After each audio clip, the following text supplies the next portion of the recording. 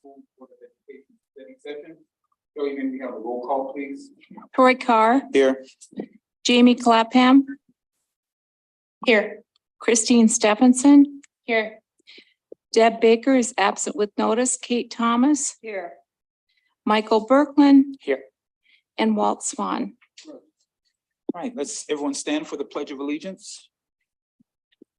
I pledge allegiance to the flag of the United States of America, and to the republic for which it stands, one nation, under God, indivisible, with liberty and justice for all. This time I'll entertain a motion for the approval of the proposed agenda. Second. It's been moved and seconded. No discussion, I'm assuming. All in favor signify by saying aye. Aye. All opposed signify by saying no. All right. Persons wishing to address the school board, we have one at this time. Florence Thompson. 30 minutes? Well, not quite. Let's go to 5. How about that? Oh,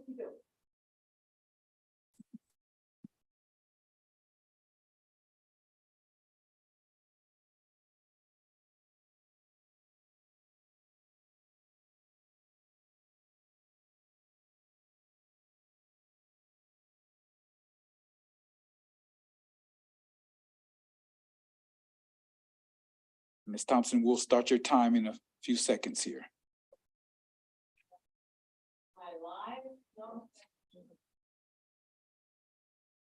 Okay, Yes. are we ready? Yes, ma'am. Okay, thank you. My name is Florence Thompson. I'm president of South Dakota Parents Involved in Education. And I'm also a retired school psychologist. Now I say a reformed school psychologist with over 40 years experience in the schools. We're speaking tonight about the ASBSD, the Association of School Boards of South Dakota. And this is one of my favorite topics, as you know. I've talked to you many times about this group and the groups they're associated with. This has been a regular topic here for me, because the reason being the unions oppose us on nearly every social issue affecting children. And I'll try to remember some of them, but let's start out with this one. We were actually on the same side of one of the issues, and that was keeping student sex offenders out of the schools. We want to keep the sex offenders out, but the associated school boards and the other unions don't want to keep the pornography out. So they don't seem to see a relationship there. Other programs that they've opposed would be the gender surgeries on minors, That did pass our legislature and was encouraged by our governor. And so thank goodness we have that law. We are protecting children from making permanent changes to their bodies. And there's something coming up too about for the schools to be able to get permission to use Medicaid funds for student services without parent permission. So that's coming up nationally, and we'll see how far that goes. We were on opposite sides of the keeping the pornography out of the schools. We've been on opposite sides of the confidentiality against parents. We've been on the side of the parents as opposed to the unions. So that's just a brief synopsis, but they were on against us on everything. So, and when I say they, I'm talking about the union bloc. It includes the Associated School Boards, includes the Teachers Union, SDEA, RCEA, the Administrators Union, the counselors and social workers, psychologists, librarians, etc., unions, the big schools lobbyists, and many, many more. It's a solidarity bloc in union talk. They all vote the same, they all stick together, they coordinate their issues, and they come in like a juggernaut and go through the legislature pushing these things. It's almost always higher taxes, higher property taxes, less control for the parents, and less control for the local people in the local school boards. The unions are basically socialist, especially at the international level where they're outright Marxist, and they are in lockstep with the United Nations, which wants to have a worldwide education system. And so that's what Common Core was, setting it up so it would be uniform everywhere. And this is all about managing and organizing their members. Now, I would remind you, as elected school board members, you are not accountable to the unions. You are accountable to the people. You didn't join a union. I think you should realize that the unions are there to advance their agenda. They are there to indoctrinate and manipulate their members and their associates to get their agenda accomplished. They have unlimited funding from the national and international levels, and they are skilled at what they do, and they've had lots of experience. And they use the carrot and the stick, but mostly the carrots, to keep the school boards nice and happy and make, puff up their egos and make them feel important, give them awards like these gavels over here, telling them you've been a good school board, you've gone to all of our meetings and you've done what we asked you to do. So I do think you should be aware that you are pawns in this game and that you need to be thinking independently, like what do the kids really need? What do the schools really need, as opposed to what do the unions say they need? Ms. Thompson, I have that being time. Thank you very much. Thank you very much. This time, any board response to the open forum? Seeing none, moving right along to item 6. I would like to, as we have our discussion on the 3 areas, I would like to set a goal to be done with be adjourned at least by 7:30, if we kind of go overtime to 8 o'clock.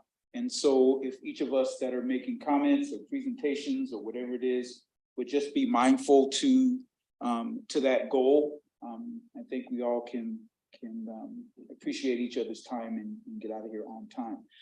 I will not be taking record of each board member's time, so it is possible that one board member will have longer time than other. I mean, you all are concerned about that. I guess I can keep track of everybody's time, but But at least, as a group, if we can set a goal by, 7:30, no later than 8, that would be awesome.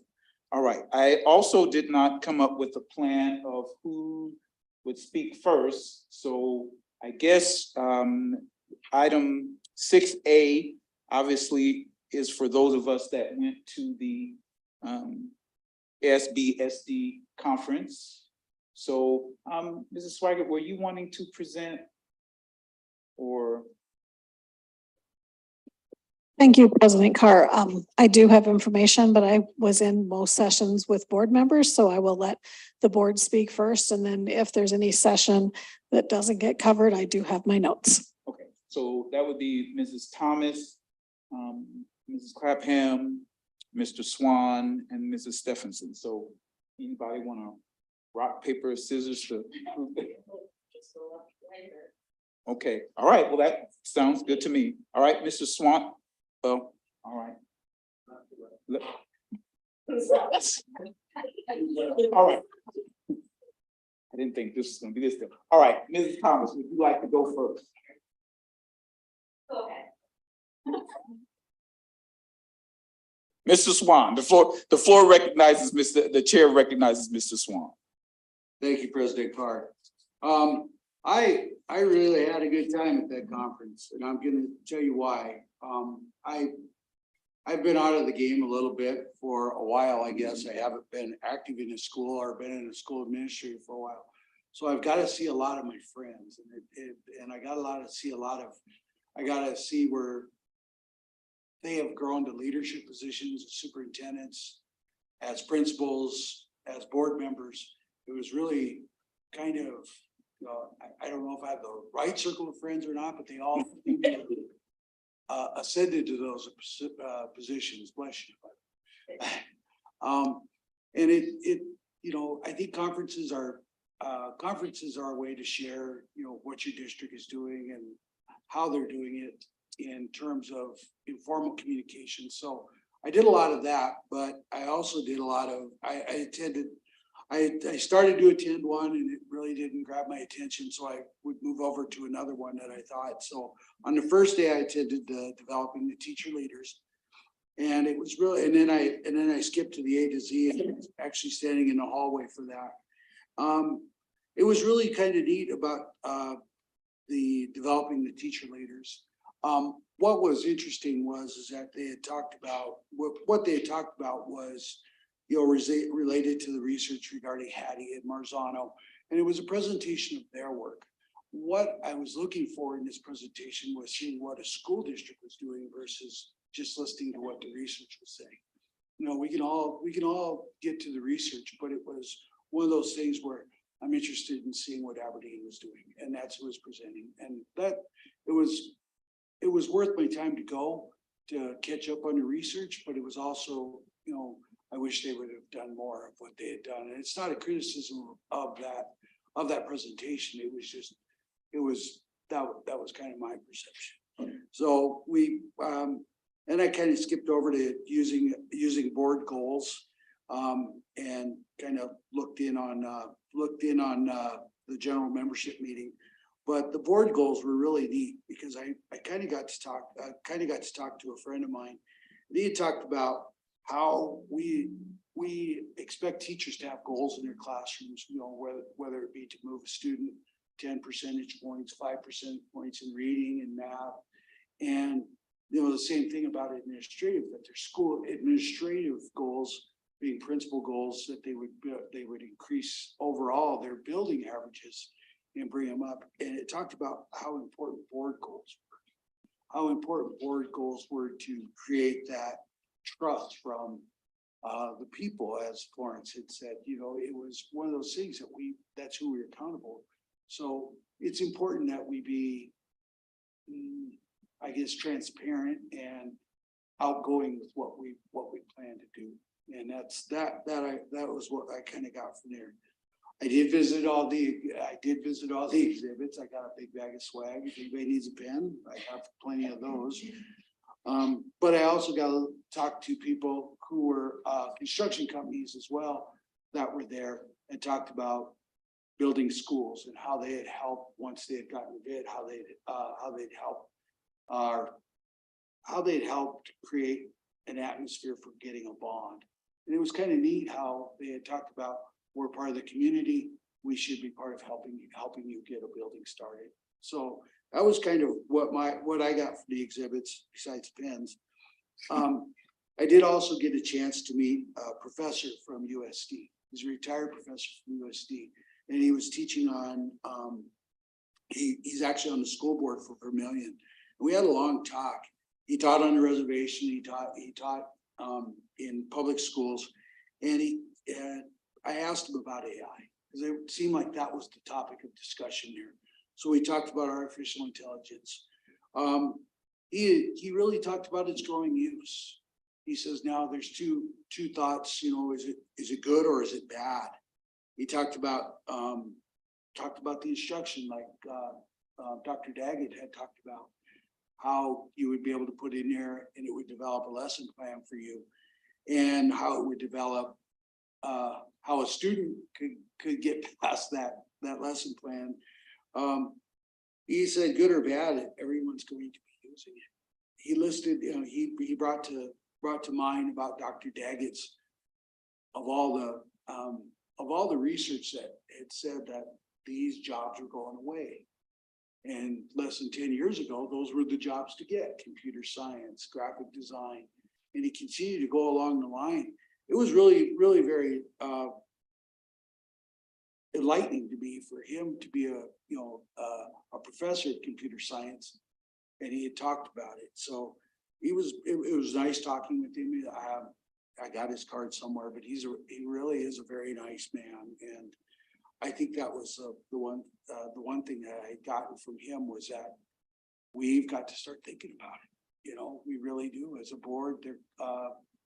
Our administrative is going to want some direction. We've got to pick it, good or bad. Whatever we decide, if we're going to stick to traditional instruction or if we're going to start using artificial intelligence, because it's growing that quickly. And it's not just seniors and juniors and sophomores and freshmen that are going to be learning it. It's going to be our middle schoolers. It's going to go down to our elementary kids, because how well they prompt an AI.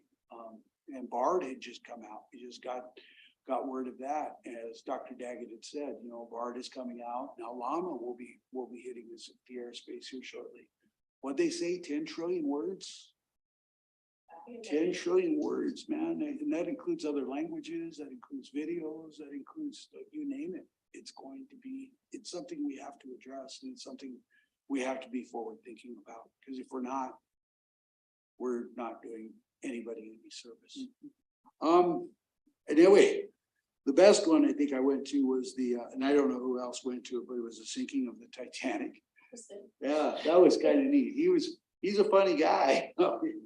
And I think he talked about the lessons of how the Titanic had all the warning signs, that other captains that had gone through it said there's icebergs in the area, and yet the Titanic ran into it. They ignored the data, they just plowed through what they wanted to do, because they were on a time schedule to get to New York. It was one of those things is that, I get it, the end goal was there, but you've also got to look at the warning signs of there might be something wrong, and that might take you off course, and you might not achieve every goal you have, but it's also one of those things where bad decision making was part of it. And that the Titanic didn't pay attention to all the data that was given them. And I think that serves us well in schools, that we do have to pay attention to the data. We do have to pay attention to the warning signs. What does bad decision making look like, and are we doing it? Are we participating in it? I think that was I went back and I was into my room and I was like, that guy really made a lot of sense. So that was kind of day one for me. Day two was the CTE. I talked to Laura Scheibe after she had gotten done with her presentation, and Laura Scheibe and I go back because she had helped me get my You're life. aware about it. Yeah. I said, and also that your daughter was very good about it. I said, Emma was at the door. She loved.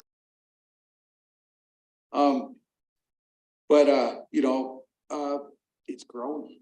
The whole thing is growing. The state, I mean, and it's not just us. It's been around for a little bit, you know, the pointing to Lakota Tech of, you know, that's a really nice place to, you know, to start.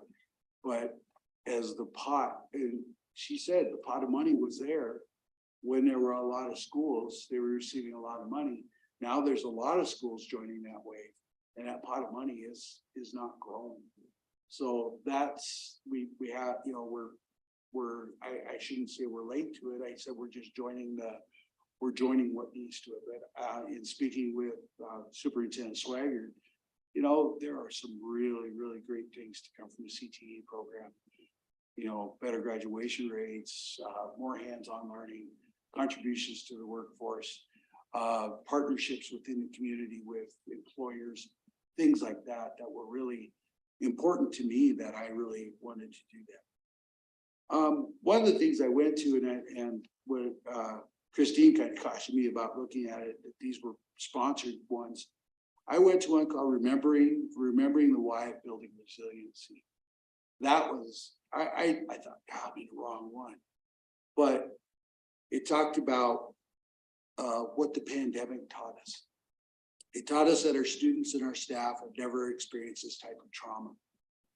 They need to relearn. We as educators, we as students, we as everybody needed to relearn socialization, whether that's play or whether that's talking or school rules and routines, that when you have an absence of that, then it just kind of goes away when you're at a certain age and you're not learning it or you're not practicing it every day.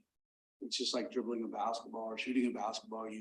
If you don't do it every time and you jump on, you think you're going to be as good as you were in high school, or as, in my case, as good as I thought I was, that it just doesn't happen.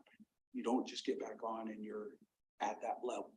So that was the important pieces that they talked about, the trauma, and that is what they talked about was in terms of creating those times for that socialization, that when we first got back to it, we wanted to get back to focusing on our reading, focusing on our math, focusing on everything.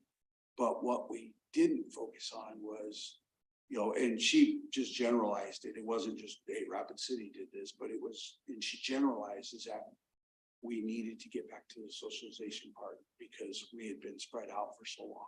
And that was really kind of touched my heart with that.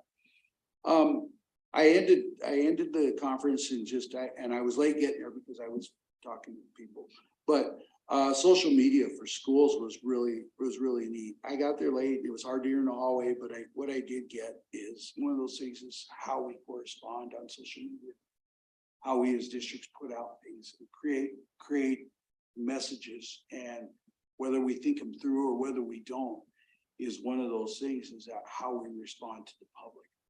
They talked about being professional. They talked about we're a professional organization. We should be professionally corresponding with in all areas, especially social media. And that was kind of neat. They kind of made a little joke about it, you know, don't be responding with smiling emojis or, you know, or whatever they're called, the emoticons or whatever. Don't do that. Just be direct, be precise with what you do on social media, so that nobody really gets too I guess involved with it, because it can be interpreted in so many different ways. Like you're laughing at somebody, or, you know, they didn't take it right, and then pretty soon you've got a keyboard warrior war going on, you know. And that was kind of, I enjoyed the conference. I enjoyed going. I really did. Not only for the friendships and but also the meeting the new people and hearing about Rapid City. You know, I mean, hearing about Rapid City from other people, you know, what are you guys doing this year? They wanted to know. And it was really interesting to say, you know, hey, we've got a great board. We've got a great administrator leading us. We got two great administrators leading us. We're going to be all right. And it was really kind of reassuring, you know, hey, we missed you guys, you know. And it was one of those things where, you know, it wasn't the leadership of the organization. It was its membership. And those are the people that were talking to us, and they were they think we got a good resume and they think we should do some great things this year. So thank you very much, Mr. Carr. I'm done. The chair recognizes Mrs. Stephenson. I don't think Walt and I could have planned this more perfectly because you, you went to different sessions than me. The overlap was the CTE. So thank you for summarizing that because I didn't spend too much time talking about it. I second what you said about the networking aspect of the ASBSD conference and just the value in talking to people, the value in the vendors who are there and asking them, learning things. Two of the things I actually wanted to bring up were just from vendors.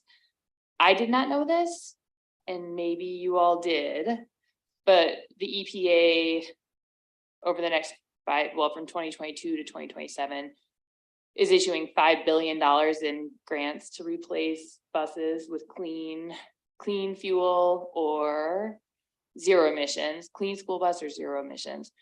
$5 billion. The grants are closed for 2022 and 2023, but I talked to districts in South Dakota that have gotten a bus. It's not the easiest, most straightforward thing. You don't magically get a bus and then you're a clean district, but it was good to know that it's out there. I feel like we shouldn't leave that on the table for our shorter in-town routes. Of course, we need to find drivers first. So I'm not saying we jump on this. I found it interesting to know that it existed and I didn't know, but of course I'm not in school administration on a day-to-day basis.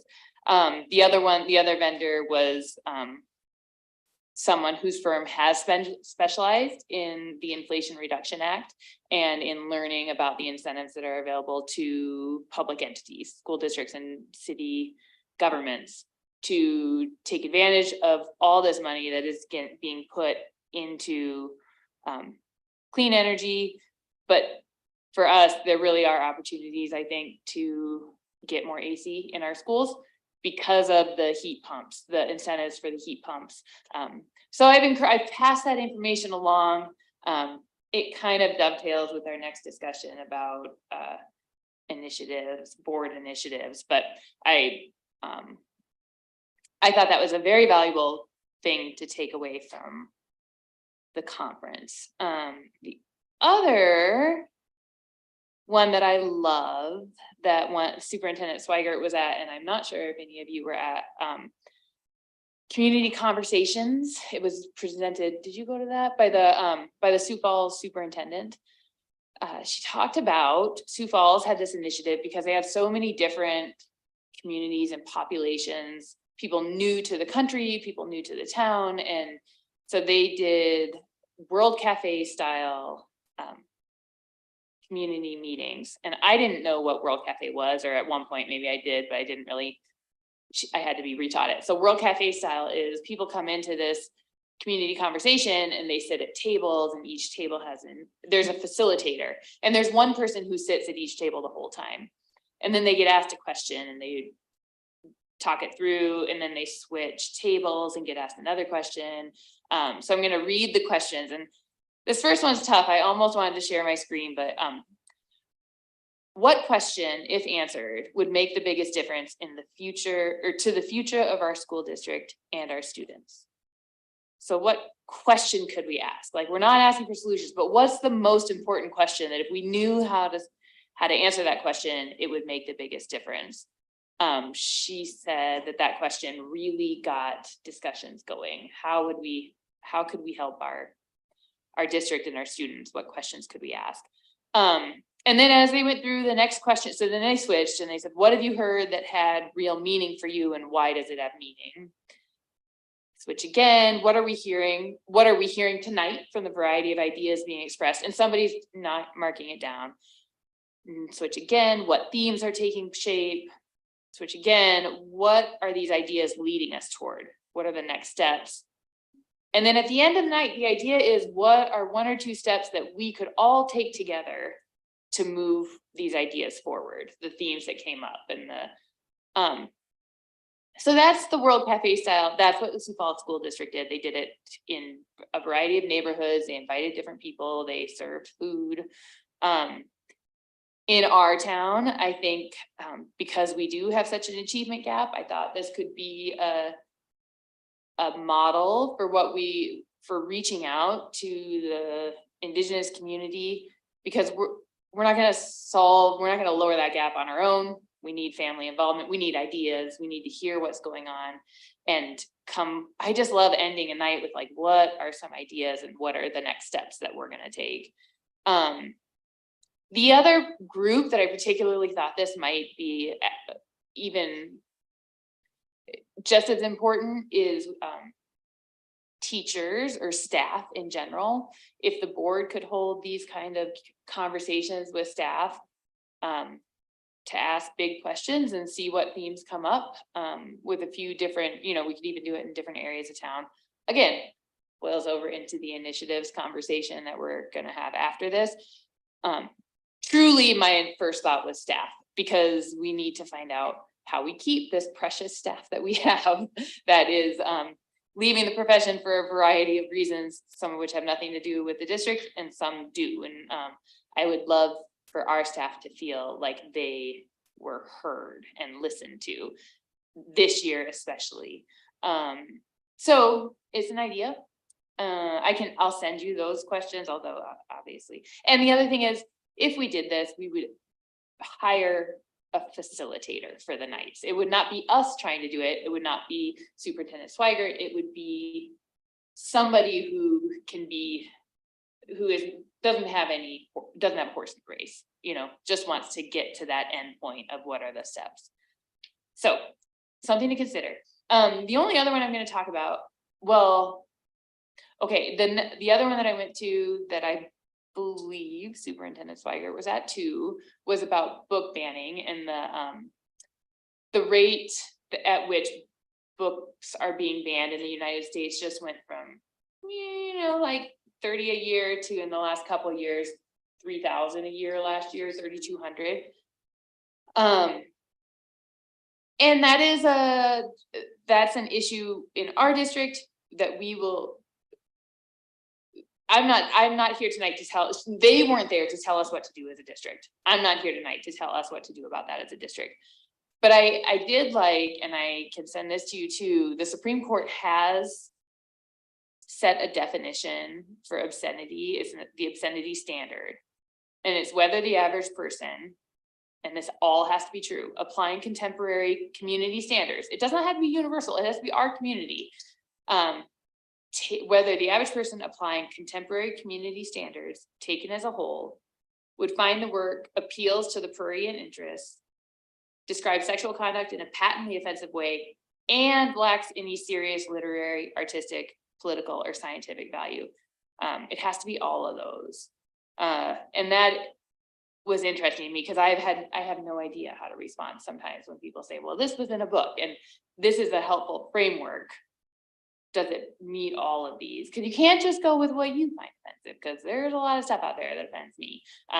So in the end message of that was, ask your lawyer. There are precedents for every action that we're going to take. There are legal precedents. We may want to buck those precedents, but we should do it with eyes wide open, that there are legal precedents that we're bucking or not bucking, or yeah. So those were the two that struck out. I did go to other ones. I didn't take as good of notes. I enjoyed them, and I saw other board members there, so I'm going to let you talk about them. The last thing I'll say is that we all enjoyed the keynote speaker, and I'm not going to rehash that because everybody but you, Michael, was there. It was Daggert, you said it. Daggett. Bill. Okay, so that guy talked about AI and said, I read on his website that 65% of children in our elementary schools today will work in jobs that don't exist today. And so I wanted to throw it out there, the Future Focus Schools Conference that they're putting on in Washington, DC next summer, June 23rd to 24th. I mean, if not this, it might behoove some members of this board and our senior administration to go to a similar conference to talk about if that's really true, that 65% of our kids are gonna be working in jobs that don't exist today, then we need to get some sort of idea about how we can change education, or, you know, how can we prepare kids for that world when we don't really know what it is? So that was it. I appreciate it. You may have any questions or? I went up Wednesday night, the day before the official conference. They had a new board president meeting, which I enjoyed. Learned a lot about my responsibility as president of the board. And two things that stuck out to me. One thing I learned, and one answered a question. I think a board meeting or two before, there was a statement, I had seconded a motion, and it was commented that board president can't second a motion. Well, I learned that board president can make a motion, second a motion. A board president is just a regular member of the board, except they have extra responsibilities. So that was enlightening. I also learned that the agenda only has to be posted 24 hours before the board meeting. So that was enlightening, and based on that information, made some changes to that process. Also enjoyed Bill Daggett. I wasn't all the way familiar and rehearsed about AI, but again, there's some serious pros and cons to that obviously is going to affect our district. The first session I went to was leveraging strategic direction to create intentional focus, because that's kind of where we're at right now in developing our strategic plan. And the second one was similar, using board goals as a springboard for growth. And so obviously both of those will have more time to talk about those at our retreat, and somewhat as we talk about our initiatives. I too went to Shape the Future of CTE, and obviously this board, I think I've heard each member of the board talk about our eagerness to jump in the waters and get in the deep end of that subject in that program. So the other interesting one, when we talk about teacher retention, is the power of stay interviews. Most of us understand what exit interviews are, that when people leave a job, they get interviewed as to why. But this is the reverse, that we talk to people that stay and ask them, why did you stay? And then build upon those responses of why people stay in our district to help recruitment. I did go to two vendors, but one that really interested me was the online nursing, to address the issue in the buildings of feeling like there's not enough nursing. I think the key thing for me was it was doable for us in our budget, and it was affordable. I mean, it's almost cheaper than actually hiring a nurse, and I think it would be a great fit. So I look forward to doing study sessions on that, and maybe making that an agenda item and talking about how we can get into that. The other vendor that I went to is that I don't know what it's called, that medical table that you can operate on, people on. Yeah, and I was supposed to go back to it, but he told me how schools have gotten grants to get that table, and I'm a gadget person, so I wish I could afford to buy it myself. But that was the other thing that especially when you talk about CTE, would help. I enjoyed the conference. For me, it was my first time being in that group with educators, and so I learned a lot, and hope to go back next year again. Yeah, something like that. It's anatomy table or something. I'll look it up maybe. All right. At this time, the floor recognizes Mrs. Clapham, the chair. Thank you, President Carr. So and kind of as Ms. Stevenson and Fred said, everyone was at the keynote, so I think we kind of touch on different things, but one of the major things I found impressive, one is that Mr. Daggett Dr. Daggett has been in education for 40 years. So this is not someone who's like, oh, this is a new fancy shiny thing and we should, I mean, he has seen the progress and development of education over decades and recognizes the impact, recognizes that that AI doesn't have to be terrifying. I think one of the most powerful things I took was his kind of comparison to, he grew up on a farm and he said, when tractors came, we didn't all run and say, oh my gosh, we cannot use machines. That's not what happened. AI and technology is similar. So in some senses saying we've been here before. This isn't, oh my gosh, this is this thing that we have no idea to adapt to. Is it happening much more quickly? Yes. But is it something that we have never seen technological change that absolutely changes the face of what we do? Yes, we have before, and we'll adapt and we can do it again. And when I thought about it like that, it seemed much less overwhelming and terrifying.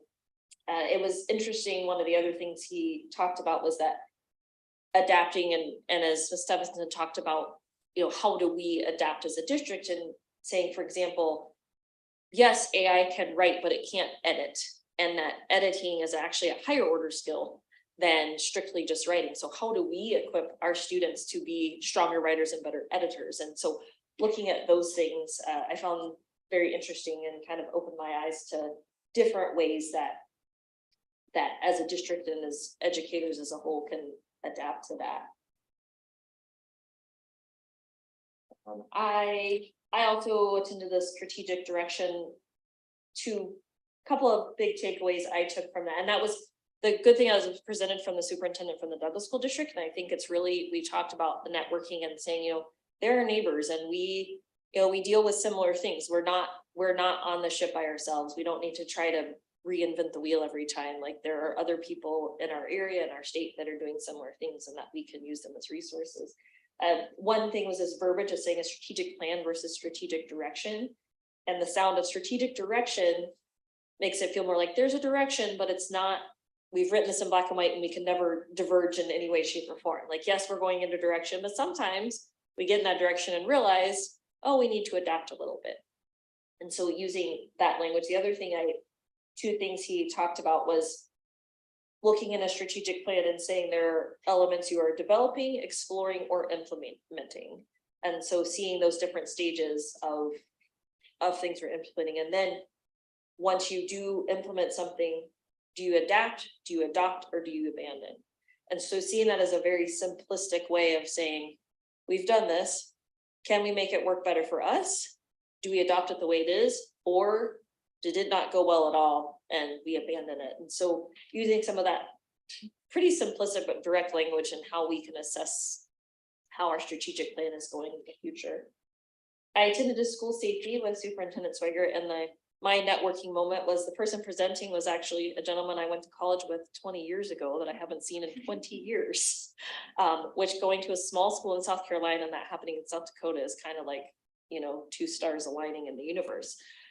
So that was part of the highlight of the event for me. But one of the things, so it was 10 free or cheap ideas to make our school safer. One of the things that was nice was we had done 3 or 4 of them already. So we're doing the right things. It mentioned Alice, it mentioned safety assessments, things that we are already doing as a district. A few things it did bring up that, especially now that we have Mr. Sargent on board, that I really liked was talking about community relations and connecting school community and law enforcement. And going the next step, of course, we have SROs but one of the things it talked about was if you have officers in schools, that officers know how to get around to school. Nobody wants to think about the worst case scenario, but if an officer is going to school, even to search for something, if they've never been in that building, we have 23 buildings, if they've never been in there, and that actually could affect the safety and the response time. So talking about the idea of doing, if it's a career day for law enforcement and they go through the buildings, or if it's, how can we do that and go that next step? It doesn't cost us anything, but in an emergency scenario, it could be very effective and very important. Also just checking about our practices and practicing all the steps, not in ideal situations. And one of the things that I know all the staff out there is going to yell at me when they hear this, but practicing drills at the not ideal time. An example he gave us, what happens if there's a fire drill at lunch? We can't control when a fire drill happens. So does staff know what they do when there's 300 elementary kids in a lunchroom? Like, does anybody want to run that drill? No. But will we be better prepared if we know what to do in the not ideal scenario? And so thinking about those things. And then two, just educating our community and parents. And a perfect example was last year, we had a situation, a student let a parent in the side door. The student doesn't think anything about it. The parent doesn't really think anything about it. But all you can see on a camera is someone came in the side door of a building. We don't know who that is. So now the school's on lockdown. So trying to educating our parents and students that this is the door you come in. You do not let anyone through side doors. And that seems like a small thing, but I thought about it and I thought, I don't know that I've ever taught my children that. You know, so just as a district, even and our principal leadership and teachers saying, hey kids, we don't open the doors to anyone. So there are a lot of just really simple ideas that can really make a big difference and that wouldn't cost us anything. And I haven't gotten a chance to sit down with Mr. Surgic, but I love to and kind of talk to him about some of the simple ideas. The other one that I went to is how to better support our paras. And it was really interesting. I met a gentleman in Yankton who had 100% para-pro retention in a year. And I said, he must have some amazing magic. And so we talked about things that they had done there and what he felt like helped lead to that 100% retention. And there were several SPED directors and others in the room who gave some ideas, and Black Hills Special Services does have a toolkit and training. And so we talked about how, how that could be implemented. And our peers are just an invaluable resource, and we have been short of them for quite a long time. And so I thought this was a really valuable. It talked about onboarding people when they come in the middle of the year. We don't close positions because September hits, but then what does that training look like when that staff comes in December? Do we say, here's your classroom, like what is that? And so asking those questions. So that one was a really beneficial one. I did go to one legal one about social media, the intersection of the law and social media. And Mrs. Stephenson kind of touched on it. It's one, we don't need to make a policy for everything. We do not need 1,000 policies. In fact, making 1,000 policies will end up tripping you up in the long run, because if you come up with a policy you truly cannot uphold, or you cannot actually assess, it doesn't make sense if you have a policy that you can't hold a standard to. But the main thing that kept coming up is with social media is where it happens and who's aware of it. And again, talking about those legal precedents, and two cases that looked very similar. One happened on school property and the other one didn't. When it happened on school property, then that's our issue. When it doesn't, that's not necessarily our issue. So it was really good to hear like all the precedents. The people who presented do actually represent the Vermillion School District and a couple other school districts in South Dakota. So knowing that we have those resources to draw from. And I wholeheartedly agree. And of course, everyone knows obviously what my day job is in healthcare. So the virtual nursing was really impressive. I was really impressed with the level of detail that a nurse could assess from miles away, and talking about the options for that resource in our district and how that can support our students, knowing that we have increasing numbers of high risk and medically fragile students in our district. So I also look forward to learning more about that, and hopefully having a study session talking about nursing in the district. And it was, I think, a great opportunity. I felt like it was a good, may this be corny, a good bonding opportunity for us. A lot of times we're in this room and this is it's a different environment and a different opportunity to interact with one another, and for us to learn what each other is interested in and each other's perspectives on things. So I thought that was very valuable. The networking was very valuable. And I think it's a great opportunity and a great broad variety of education that can be offered to our district. That's very valuable, and I'm glad we took advantage of it. Thank you. Any questions? All right, the chair recognizes Mrs. Thomas. Okay, I think we're all probably going to touch a little bit on the same things. I would reiterate that the CT is obviously something that we are all thinking of, and I would just remind us all that we can learn things from Sioux Falls, at Aberdeen, everywhere else, that Sioux Falls has really come far. But we also have Spearfish, I think, that started a CT, at least with the building. We can tour that as well. But one of the things that Sioux Falls has to offer is showing us how they started, where they are now after years of doing it. And so there's some really good advice. Same with their behavioral schools. Still a good opportunity for us to go and see maybe in October or November, just have a tour. I think it would be really helpful. So I did go to No Respect, follow open meeting laws, leadership through the lens of the sinking Titanic as well. The Title IX regarding the new regulations, that one very quickly was pretty much 5 minutes long because they can still change until October. So there's no point in even going over some of them. One of the things about that was that they have changed definitions. So sexual harassment is no longer sexual harassment. It is now sex discrimination. So there's going to be some flexibility until October to be, redoing all kinds of definitions. The attorney said that be mindful of conjunctions. They mean something. So again, we'll have to do some training once those new laws, or not laws, but regulations come out. Also, at the intersection of the law and social media, and then My Child, My Decision. The thing that I got out of the leadership in time of a sinking ship, when problems come your way, don't hide them, take them on, be responsible for them right away. Every strength is a weakness. The past builds the skills, and pay attention to those warnings, like you had mentioned too. Some of those warnings can come in the form of social media. So watching the kids with their social media outside of school too is helpful to know what's going on within your own classrooms and schools. Do risk assessments, mention that. Again, don't cover up mistakes, clean it up ASAP, and face-to-face more often helps problems that are out there instead of over email, over texting, or even over phone calls. But face-to-face meetings help people calm down and hit those problems head on. The intersection of the law with social media.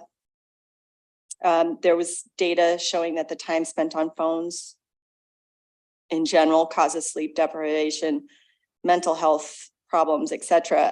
A real quick side note, my son is at University of Lincoln, Nebraska, and he's an RA. He's a senior this year, and he's been an RA sophomore, junior, and senior year. One of the things that he often gets is students coming to him saying, I don't have time for homework. I don't know what's going on. I don't know how to apply this. And he says the first thing he does is, let me see your phone. And then he looks at the screen time and he says, that's your problem. If you can control where you are and what you are doing with this phone and put it away or delete your social media for the week, and then pull it back up as an app and look at it on the weekend once you get your stuff done. That's one of the hard things that I think we're finding with our own students in K through 12, too much time on social media, Instagram, Facebook, TikTok, all of that stuff. Well, they're really not on Facebook, but that's for the older people now. And I hate that. So I don't even go in there. But so again, Christine gave us an article tonight. I think they touched a little bit. I haven't read it yet, but I'm sure it hits some of this.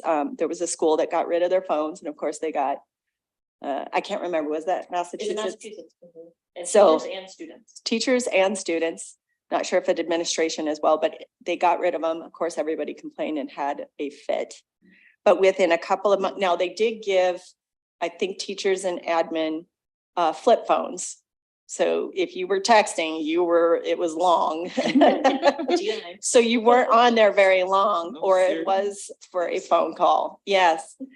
Which is something my son actually wants to go to, that I was talking about, is just a flip phone. He's gotten rid of his social media too, and he's found more time to be creative on his off time, playing guitar, etc., learning new instruments. But they were given flip phones, and within a couple of months though, the teachers started using well, part of the reason was that teachers had started using the social media as well at school for financial gain with inappropriate pictures and whatnot. So there was that going on as well, but they ended up doing data afterwards. School improvement, health improvement, grades went up, focused kids. You didn't have kids falling asleep at the desks anymore. So, I mean, it really improved a lot. So that may be something everybody's going to hate for that too. Scream and holler if you want to, but yeah, we might have to consider something like that. Now, we do have a policy that says you cannot use your phone. But again, what's that policy worth when you don't have any teeth? Says no, so, no phones in school, but there are plenty of teachers, especially during art or something else. Somebody has a playlist and you are doing something that everybody can be involved in. You listen to a music playlist as long as it's appropriate, etc. That's helpful in some situations, but having them have their phones in every single class when they're checking everything, that's when it needs to get creative and say, okay, basket or something. Anyway, that was really interesting. And yes, the AI is definitely coming into, there's a lot, I had a lot more here, but I'll go in. So my child, my decision, what parents have rights to, what they don't. When you, as a parent, decide to put your children into any school, private or public, there are rules, and you need to know what those are. You need to know what what you can and can't do. Part of the discussion in that was there was some parents that took the school board to suit for having certain curriculum that didn't match their culture at home, but they lost because you can't dictate what the curriculum, once a school board decides for their community what the curriculum is going to be, you can't then have parents come in and say, you have to teach something else. Now, that parent can come in and say, I don't want my child to read that. I don't want them going over that chapter. I don't want, that type of thing, but you can't go in and change it for everybody. That was the main point of that one.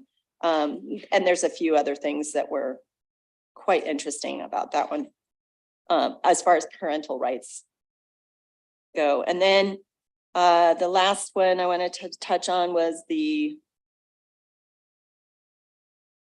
no respect, follow open meeting laws, which is very interesting because one of the things that was interesting is that, as far as board members go, no matter what, if it's not announced that there are at least four, because we have 7, we'll be together at some point in time, 24 hours beforehand, even if it's just a dinner or get together. We can be fined, actually, and they have taken that to court, where the example was that one of the lawyers, I can't remember his name, he's been there forever with Associated School Boards.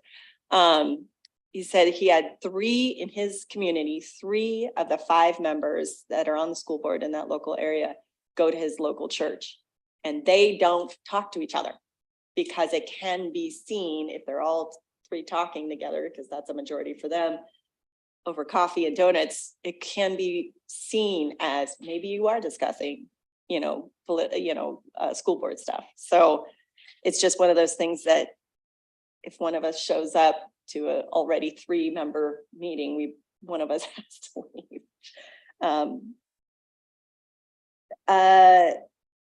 The board response needs to be, and I can't remember what this one was for, needs to state that any board responding, that was the major thing. One of the things that I actually brought up was we now have, since last year, or maybe even 2 years ago, on our the open board response to open forum, however that's worded. One of the lawyers said that can be a double-edged sword. I mean, I think that's been needed. We've had this community several times talk to us about how can we never get any response from you? Well, it can't be a two-way conversation at an official board meeting. However, that's why we put in this board response. But during that response, the attorney was very specific in saying, when you respond as one board member, the public needs to be clear, and we may even have to write it in asterisks. When responding, it is you alone that is responding with your opinion, not as a board. And it can be seen as any one of us responding as this is how we all think. So we have to be mindful of that, or careful, or do an asterisk, saying this, or say it. I don't know, one of those things, because I asked that question and he said, yep, that's a two-edged sword. So just be careful and let the public know that you're responding as your own opinion. Teleconferences, this is interesting, that include text, email. Obviously, email could be FOIA'd, but text can be as well. So as long as there's no deliberations within your text and we're all responding, even if it's just, to Shirley, hey, will you be here? Yes, yes, yes, yes. And as soon as there's at least 4 people responding, that could be FOIA'd. Just as a reiteration, they were just going over some of those things that we need to remember. So, yeah, and some of these have actually had 30 days in. Some of these are class 2 misdemeanors, up to 30 days in jail or $500 fine for some of them. And South Dakota has put board members in jail, I guess. Kind of crazy, but and then with the agenda, adding or deleting agenda items using sparingly. I think we've all talked about that as well. So the idea is to be fair to the public and afford them that time, that 24 hours at least, to be able to come and talk at the open forum. And yep, that was it. I enjoyed my time. It was good. All right, before Superintendent Swaggart, you end our discussion, the chair will recognize Mrs. Stephenson. Thanks. When you guys were talking about CTE and also about AI, and about 65% of students we as a district should also be very mindful and take something home from this conference, that even the CTE that we hope to offer in this district may not be as relevant 3 or 4 or 5 years from now as it seems like it is now, because they talk about, coding. I mean, truck driving, commercial truck license, that is gonna plummet when we get trucks that drive themselves, and it's not too far off. So just something that I will throw out there as a culture of the district looking forward. We should always keep in mind that little statistic. Okay, the chair will recognize Mrs. Thomas. Just real quick to piggyback on that. Again, I would reiterate, we should go and tour Sioux Falls, because they're actually kind of ready for that. Because even if you have automatic truck drivers, someone's controlling it behind someone's still got a job behind that, and their CTE is ready for that type of thing. Adjustable. Yes. So it's worth going to look at. Okay, thank you very much. Chair recognizes Superintendent Swaggart. Thank you, President Carr. Pretty much most of what I attended has been hit on in one shape or another, but one of the legal sessions that I attended worked to point out that parents have no constitutional right to school access. They can be, parents have no right to no constitutional right to school access. So schools can ban parents for threatening behavior, ban and bar by giving a stay away letter. And I think sometimes that we work really hard as a district to not venture that far. But there have been moments and times where staff in buildings have been threatened, and we have had to go that far. And it was interesting that was a piece that they pointed out very clearly. And I wrote down those words. Parents have no constitutional right to school access if they have violated the law or done something. So I thought that was really interesting. My absolute favorite part of the whole conference was I got one-on-one time with every single board member. Jamie Clapham rode down with me, so I appreciated that journey and getting to know her as an individual, so I appreciated that very much. But Bishop Carr and I had time to deal with some school district business, which is actually, I had to leave the session on the World Cafe. Had to leave that because we got a phone call and I had to find President Carr and we had to talk to legal here. But I had time with Bishop Carr at that point. I had time with Christine at one of the meals. Mr. Swan and I had some time one morning around breakfast after the vendor session, and Ms. Thomas and I had time as well. And that is, I think, a precious commodity that superintendents don't get very often. And I think it was helpful to be 5 hours down the road, so everybody wasn't rushing home to do something. So that was I really, really appreciated that.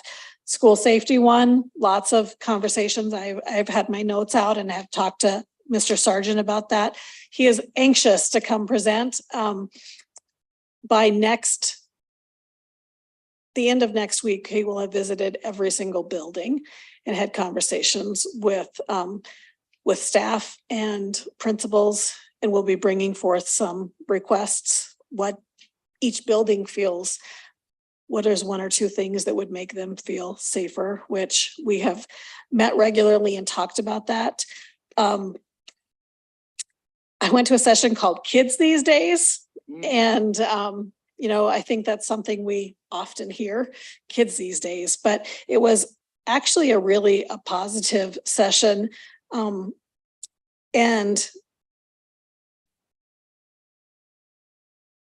when I think about 65% of all the careers that we have now won't exist in the future.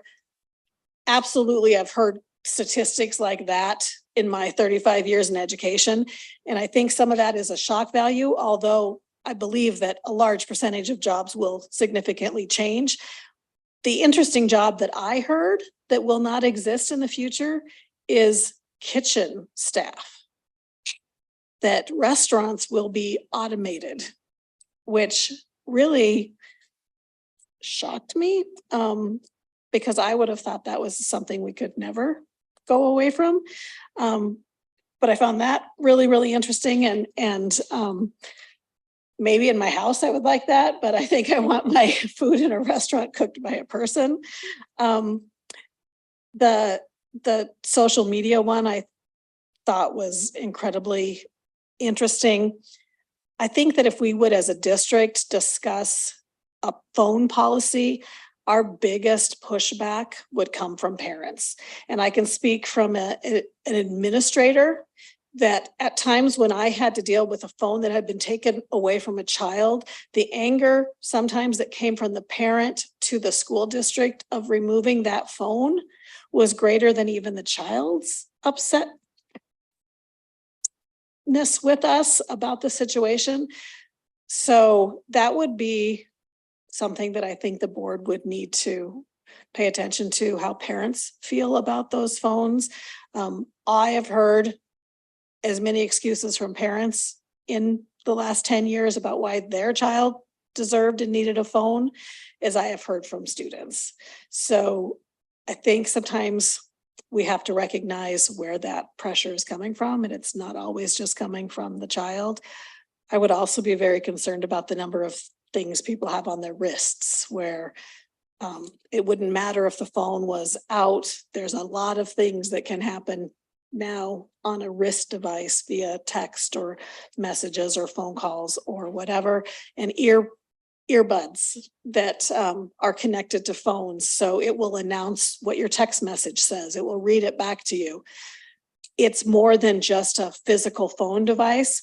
But I do want to give a shout out to West Middle School because I was there last week in the first day of school, and I'm walking in and there's this sound coming from a locker, which I spent some time teaching sixth graders how to open lockers. It was amazing. I still remember you have to go past the second number and go all the way around, which nobody understands until you get used to it. But there was a locker in this, it kept saying feed Fido, feed Fido, feed Fido. And there was somebody's alarm going off and that's what it said. Feed Fido, feed Fido. And so we opened up the locker and turned off the alarm and put the phone back. But we were super impressed that the student had the phone in the locker where it belonged. But I just think that those are conversations that we would need to have with our community. I'm not saying that they don't need to be had, because I do think there is science behind the amount of time people are spending on devices and the addiction.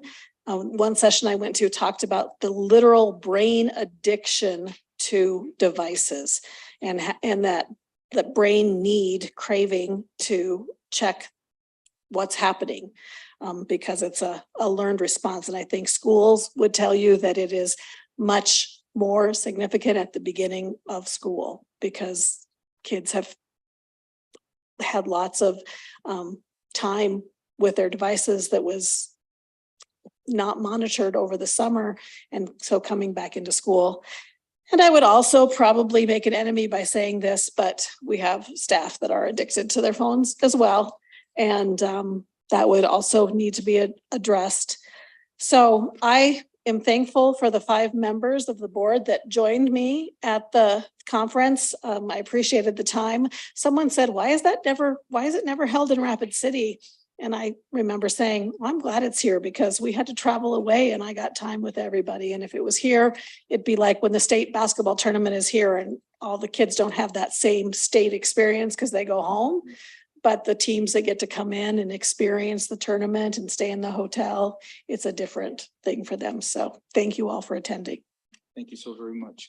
I'll make this comment. One other thing that came out of that conference is, I don't know how long Rapid City area schools had not had a board member on the Associated School Board.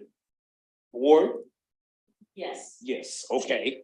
So I was approached and it was a little bit embarrassing because she said, you know, you guys are the 2nd largest school district in the state and you're not participating on the school board. And there's some decisions and your influence or your comments or whatever it is. And so out of that, those of you that are paying attention to the meetings, I will be the first person to sit on that board. And while I may not attend every meeting, I guess Jamie will be up if I can, then Mrs. Stephenson will be up. But that's something that came out of that conference. All right, we're doing pretty good on time. I will recognize the following board members in this order: Mrs. Stephenson, Mrs. Clapham, Mrs. Thomas, and Mr. Berkeley. Thank you. I'll be quick. I did pass out this get phones out of schools now, and I should show that for anybody watching. Not meant to be a decision already made in my mind or anybody else's, but as a starting point for having what I think is an important conversation. Definitely not I'm not on a mission to ban phones from schools. Ms. Clapham? It was just really quick. A couple of things on my notes that from that same, thank you. Just a couple of points that so one on the leadership from the perspective of the Titanic, one of the things he said is well-crafted training is the key to good outcomes. Good people can look terrible if given poor training. And so really thinking about our professional development for our staff, our training education for ourselves, and saying like, okay, we're trained, but what does that training look like? And so for us as a board, for administration to say, you know, yeah, if we are training people well, then the outcomes are not going to be great. Just because you have training doesn't mean it's good. And the other thing was just a very powerful, and I honestly, where it is on my notes, I'm not sure which presentation it was in, but something, and I'm going to probably put it on my email and say, we teach children, not subjects. We lead people, not projects. And really recognizing when we start talking about when we're in the boardroom or we're in it and we're talking about moving these parts and like, these are people and these are children. And for to really keep our focus, and I think for me, walking into any committee meeting, any that we are talking about children, not subjects, and people, not projects. So I think it's a good way for all of us to think about this very important job that we have. Thank you. Ms. Thomas. Just because someone says AI will be making our food in the future in a restaurant does not mean you believe them. I cannot see that happening because even just little grocery stores, instead of like Walmart or, you know, going to see your locally owned businesses.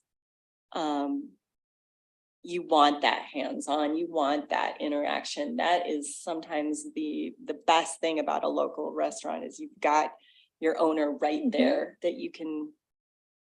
And you can say, hey, send the cook out. I want to give them, you know, Yeah. a hand or thank them, you know, or whatnot. So I don't see that going away, but I think it was cafeteria, prisons, schools, that kind of food service industry. you know, some of the best people that some children remember as adults being is your cafeteria lady. I still don't see that really going away, but yeah, maybe that is what you're talking about, but yeah. Okay. Mr. Berkman. All right, I wanted to go last to say thank you all for bringing all of that back to me. I know I couldn't go. It's not that I didn't want to go. My school year had just already started by then. We had our midterm of the first quarter last week, so we're deep into it. So I was already in school. So thank you for bringing that back to me. And I'm grateful that you guys were all able to go and that we are a part of this organization. I also want to say I'm thankful that we are talking about AI because I think cell phones and I would say the way we teach math and some of these things we haven't adapted to technology and we kind of put it away like, it's not a thing, it's whatever. And we acted like we could just go on as if it wasn't. And then now we're here and we're seeing these effects of phones and stuff like that. And so I'm really grateful that we're talking about that. And I'm really grateful that you all were able to go to that and bring it back to share with the community and me. Thank you. All right, moving on to item 6, Bravo. It is our preliminary initiatives discussion. The reason why this is on the agenda is part of the Board of Education's desire to communicate directly to the community is that we will have a page on the district's website.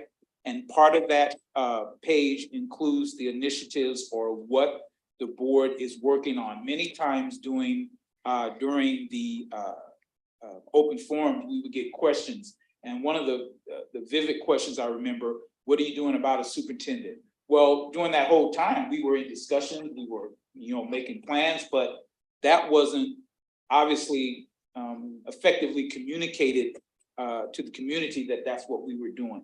So this part of the page will let the community know what are our top 3 or 5. Well, you said not to call them projects, so.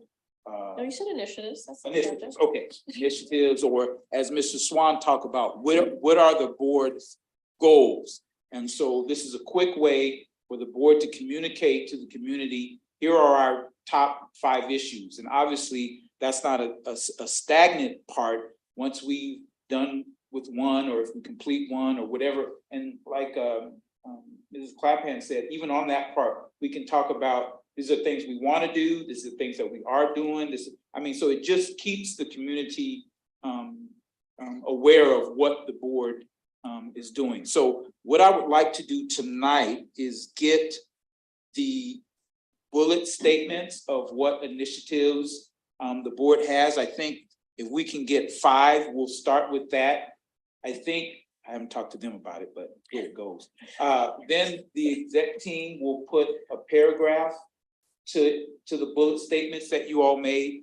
Then we'll present that to the whole board for massaging, or, I don't know, it's necessarily something we vote on per se. It's just, I guess, a consensus of whatever paragraph and statements that we put. And once we get that, then we'll be able to put that on the website. And so I am very anxious about getting the board page up and running. So the sooner we get done with this. I think this is the last part of the page that we need to work on to get it up and running. So let's do it the reverse way. Let's go right to left or left to right. Anyway, we'll start with Ms. Thomas. And if you give us some of your or however many you have, and let's start that way. And if each of us give our list, I'm gonna assume that there are gonna be some common initiatives that we will all have mentioned, and those would just obviously be automatic of what we decide on. Hold on, Ms. Thomas, Superintendent Swigert. So just a couple of things. Yes. I want to encourage the board to think about how these align with our strategic plan. Yes, ma'am. And I think also if we get the initiatives down today and we can think about them, we can get deeper into that conversation at the retreat Okay, on the 15th. So I think tonight might be a good time to get all the ideas out there that people can think about. And then, I mean, if we can narrow them down, that's fine, but we can also come back to this discussion on September 15th at the board retreat, because it's not that far away. all right. The reason why we're talking about it tonight, it was a suggestion by Mrs. Stephenson that I thought it was a good idea that we don't waste so much time with all the other things on the agenda, and we get that part done, or as much as we get done tonight. And I would be surprised if there are any initiatives that we talk about tonight that won't fit somewhere on the strategic plan. So I'm less concerned that we're not gonna, talking about moving to district headquarters. So, you know what I'm saying? yeah, we are. From what I said. Well. Yes. Yes, so from my independent conversations through the past couple of months, like I said, especially the top 3 and top 5 initiatives, I would be surprised if anyone has a disagreement with that. So, all right, we'll start with Mrs. Thomas. Again, we're doing pretty good on time.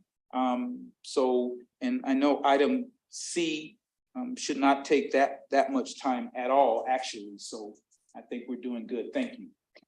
Okay, I guess I'll just give topics because I really didn't understand it Yeah, exactly what you wanted here, and I didn't want our initiatives to be something that didn't fall in the strategic plan, because we can't be starting projects that the whole district isn't going that way. But so I'll just give the topics. You ready, Shirley? Yeah, moving headquarters. I don't think that we should be in this building, but that's just a brief thing. It doesn't work well all the time with the YMCA and all the kids. Not enough room. It'd be nice if we could spread out and we had our own building for just the administration. I think that was a point of moving out of the city council as well, but then came here and it's just strategically, it doesn't work. But also, I think the district, in order to address maybe a bond down the road, I think we should start another, at least one elementary school building on our own, to show that, hey, we can do this, but we also need the community to help us with the other things that we need. If we could at least start one, we've got a few different properties and places that we could do that. And of course, that is maybe 2 or 3 years down the road. So big topic there. CT, I would say we've got to get started on that. With open enrollment across South Dakota, and not to put Spearfish needs to do what they got to do.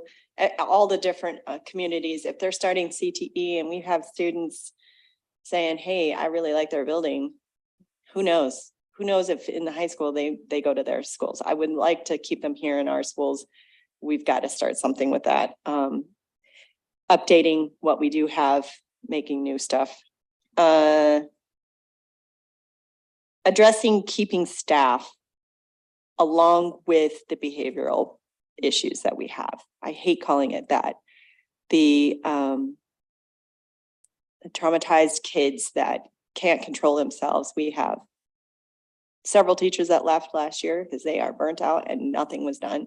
So if we can address that, at least maybe at the middle school, maybe with Rapid City High School, again, back to the opening day, unless we all vote on it, it's just a rumor, it's just discussion. And then last, but absolutely not least, I would love for this whole district to listen to the podcast Sold a Story and have this district finally absolutely address dyslexia. If it is 1 in 5, that is your highest rate of special education.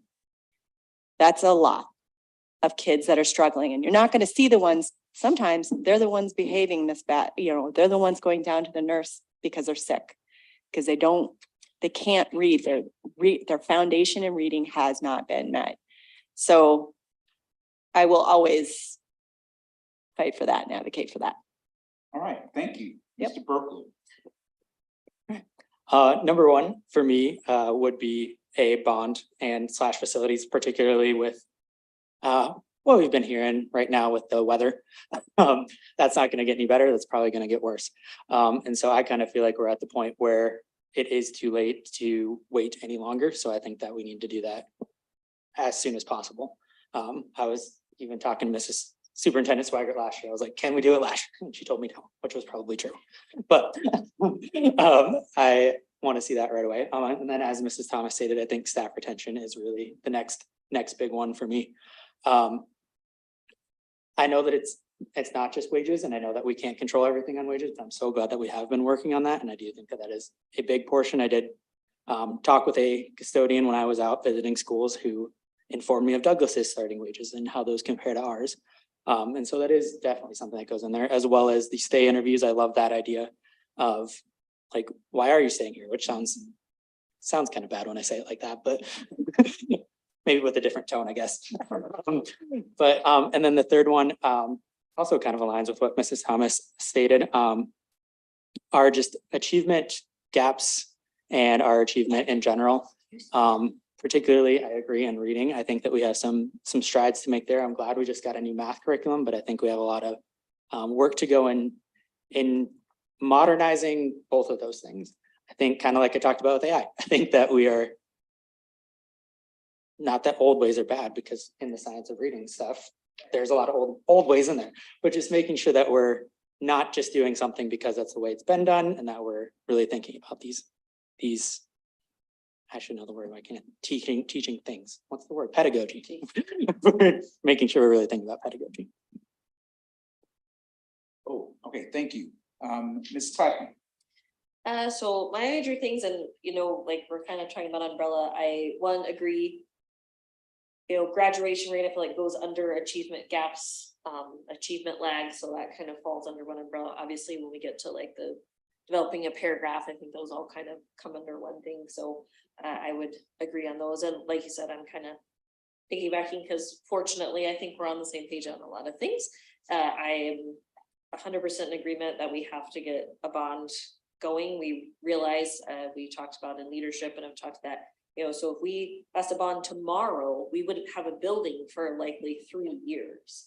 So when we talk about, at least, so when we talk about a bond, the farther we push it, that those buildings are, and I mean, Wilson's going to be 100 real soon.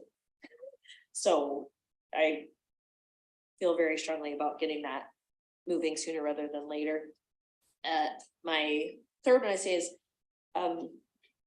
communication, community outreach, community connection. I'm not quite sure how to fully on that, or word that, but I think we have improved as a board. I think it's better, but I have definitely heard feedback from people, kind of feeling a disconnect from the board, like, oh, the board exists up here and the community's over here somewhere, and just really actively working on that connection and working on two-way communication and what does that look like, and I think that is going to build.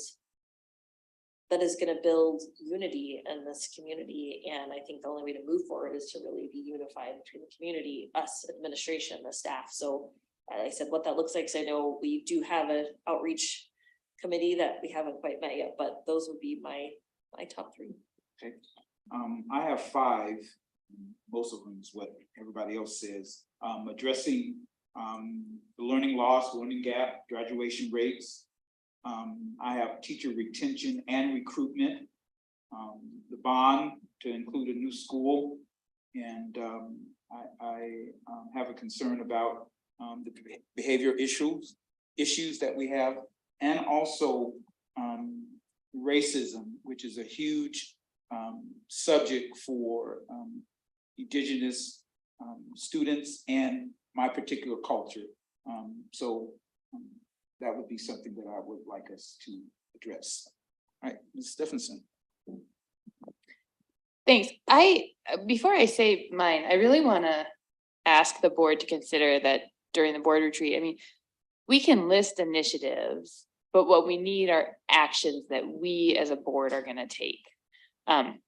I feel like it's really easy to talk and talk and talk. I can talk your ear off about things I'd like to see in this district as a board member, but we need to take concrete actions that are in our scope, that are not crossing lines into daily operations of the district, but that are, I just really feel like every one of our initiatives that we decide on tonight needs to have some action plans that we're gonna get done by 1 year from now.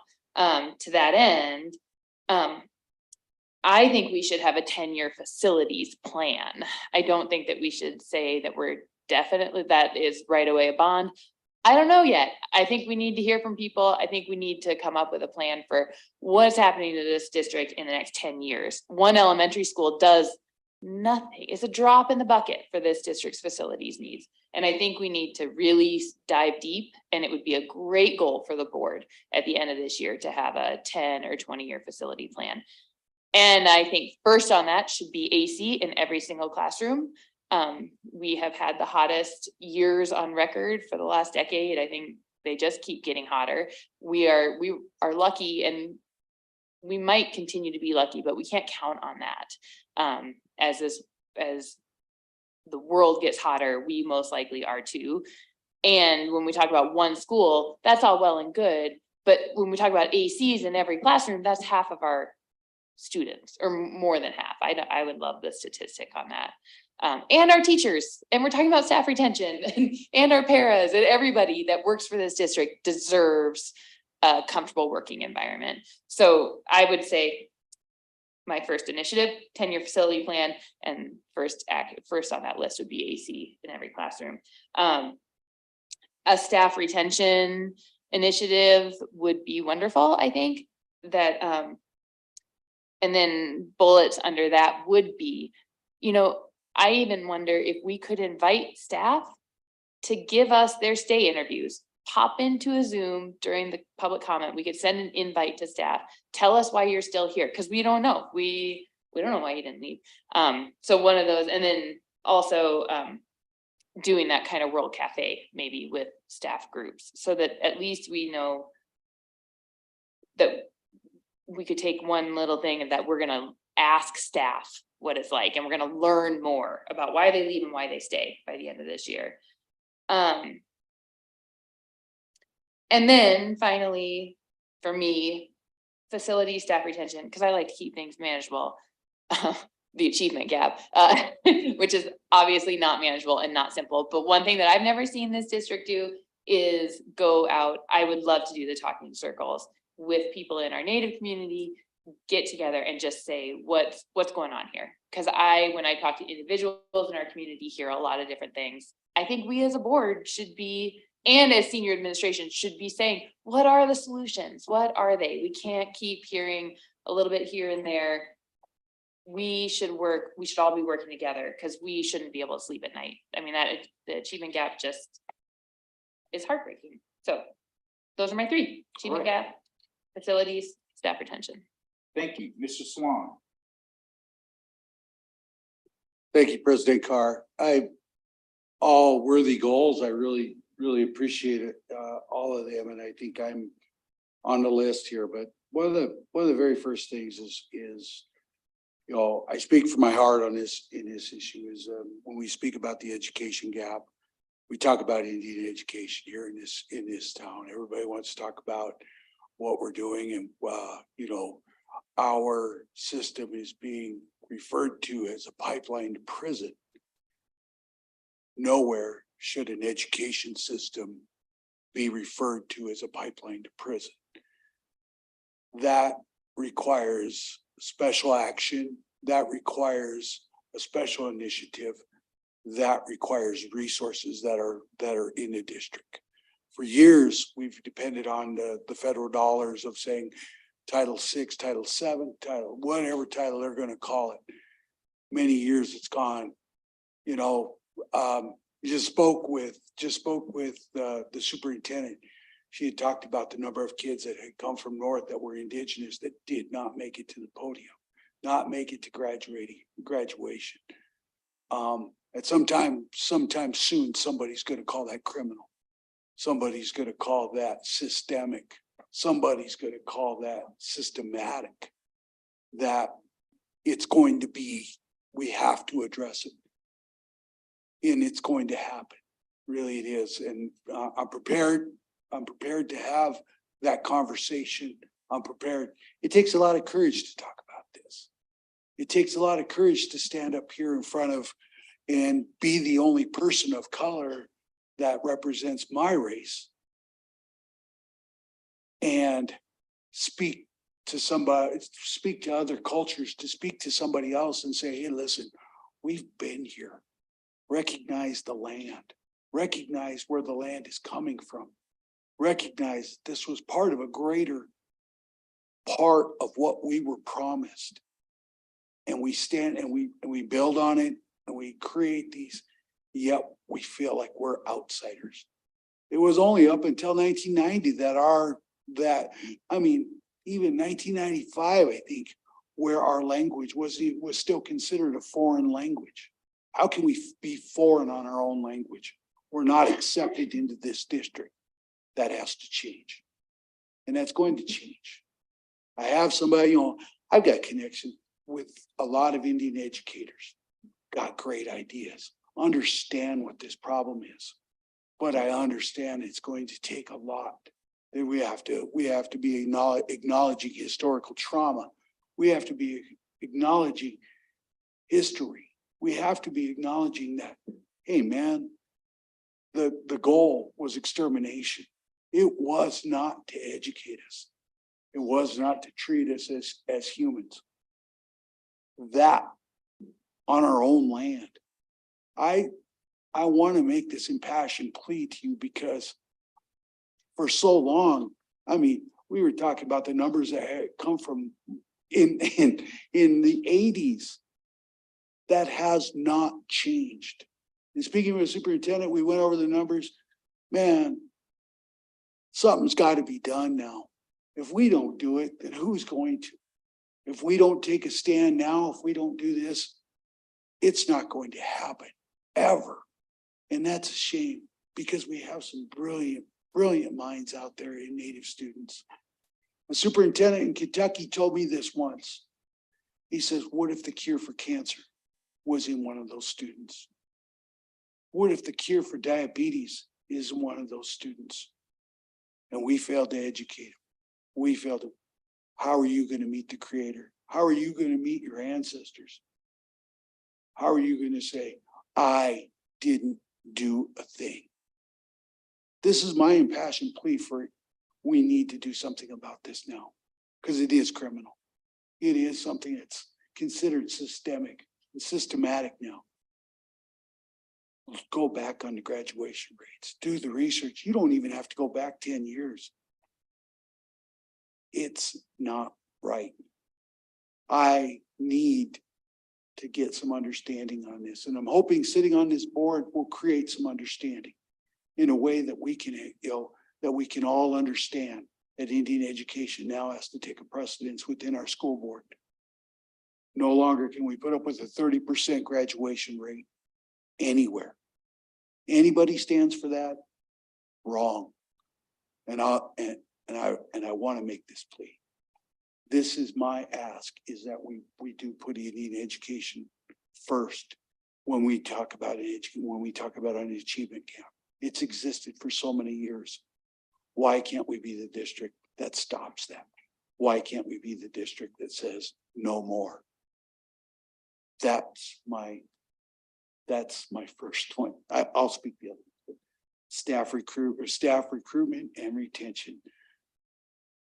We need to get to our lawmakers. We need to get some reduction or even free tuition for teachers to create a network that will make Rapid City great. That will make us an awesome district to be here, that will have lines again at positions. That's my vision. The other one, and it's what everyone wants, better facilities. And sometimes it does take a bond. We do have to invest in it. We invested in the monument. We're asking a big ask here. I get it. But if we don't invest, who's going to? Rapid City needs to invest in our students, and we need to make ourselves better. It's time to heal. It's time to create this understanding. Thank you, President Carr. All right, thank you. As I suspected, the top three issues are the top three pillars of the strategic plan. Number one, when we talk about students, we're talking about the education gap. And I co-sign, I think we all co-sign with the sentiments, Mr. Swan, that you have. And although we're always supposed to speak for ourselves, I would be surprised if there's a board member that does not appreciate what you said, that will not support what you said. And if we don't have obviously 100% understanding of what you said, I mean, I culturally have an appreciation of what you're saying, but I don't think this you will have a hard push up the hill from this board about making that part of the achievement gap. So under students, we have the achievement gap. Under staffing, we have staff retention and recruitment. Under facilities, we have the bond. Those are the top three, I think, that were on everybody's list. Community outreach was on 2 lists. Behaviors was on 2 lists. So for the sake of for ease and unity, if we start with these 3, since these 3 were on each of our lists and they directly correlate to the 3 pillars of the strategic plan, I don't think that's a hard act. Now for the website, Bobby, so we're going to go with that. I don't know, we can work on language of achievement gap, education gap, learning loss. We'll prettify it. Yeah, thank you. I like that. We'll Prettify. prettify it. Beautification Yes. project. All right, and staff retention and recruitment, and a bond. And so for the website, Mrs. Stephenson, you talked about having action steps. I think that part won't be necessarily on the website, but something for us to, as we talk about our initiative being a bond. So what are we doing about it? Just talking about a bond. So for us, and we might have that someplace, but I think that would be more of an internal document for us to know what our action steps to get to that initiative of, at least initially. I think my main thing is to get our website up and running. And so there's obviously a consensus on these 3 initiatives. We'll put wording to why we think these 3 are important. We'll connect them to the strategic plan. And then as they change and morph, we can even give steps.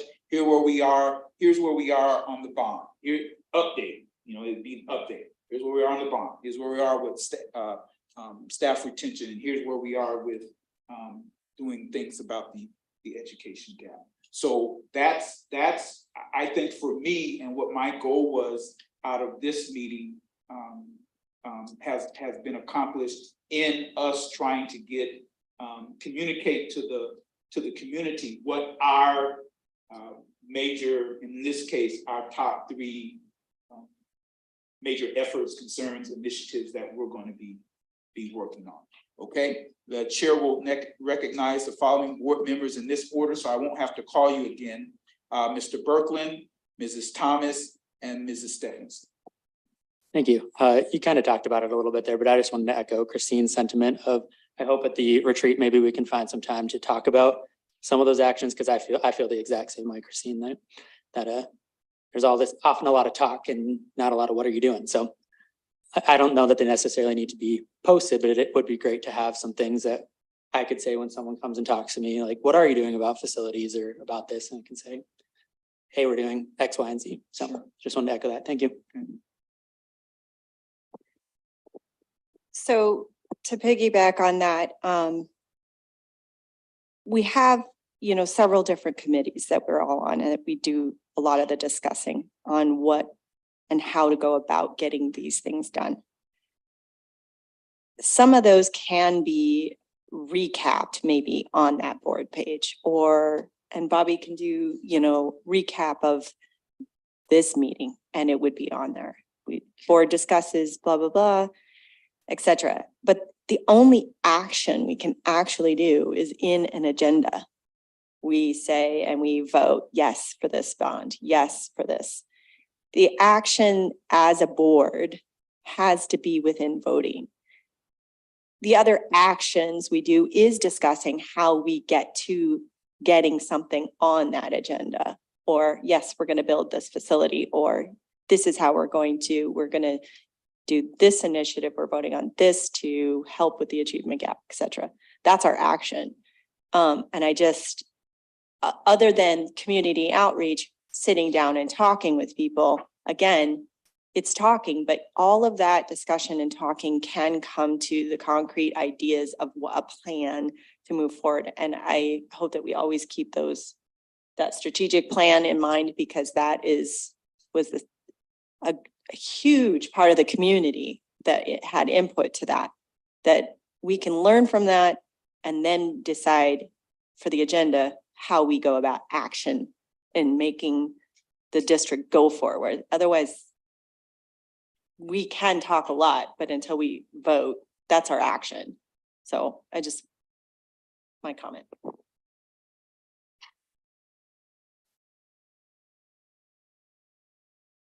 Right. Mrs. Stephenson. You don't Yes, have to ma'am. call. All right. Okay. So is that, is that really true that we can't do a thing as a board unless, like, we couldn't organize teacher listening sessions, we couldn't organize World Cafe, we couldn't organize community outreach? Like, is it true that that's the only thing we can do is sit up here and have a proposal? Because to me, it seems like that's really defeatist.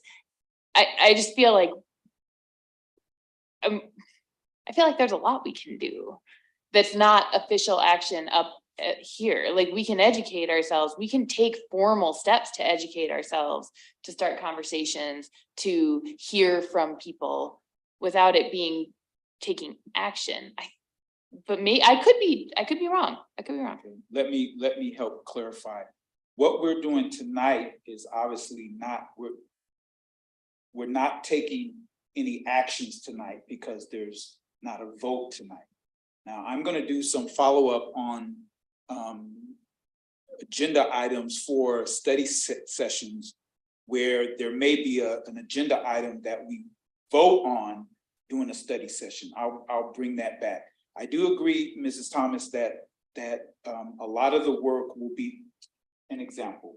So the community outreach committee, that's Mrs. Clapham, Mrs. Stephenson, and myself. We will come together. We want a cafe or whatever it is we do. And we will bring that to the board for the board to vote. Is it okay for us to have? I mean, who's gonna say no to that? I mean, it's kind of a formality. So it just operates the same as all committees. Committees meet, then they bring the results of their meeting to the board, and the board says, yes, we like it, no, we don't, go back, right? So this is not an action process. This is, again, a community communication strategy that if somebody can come to the board page, what are they doing? What are they up to?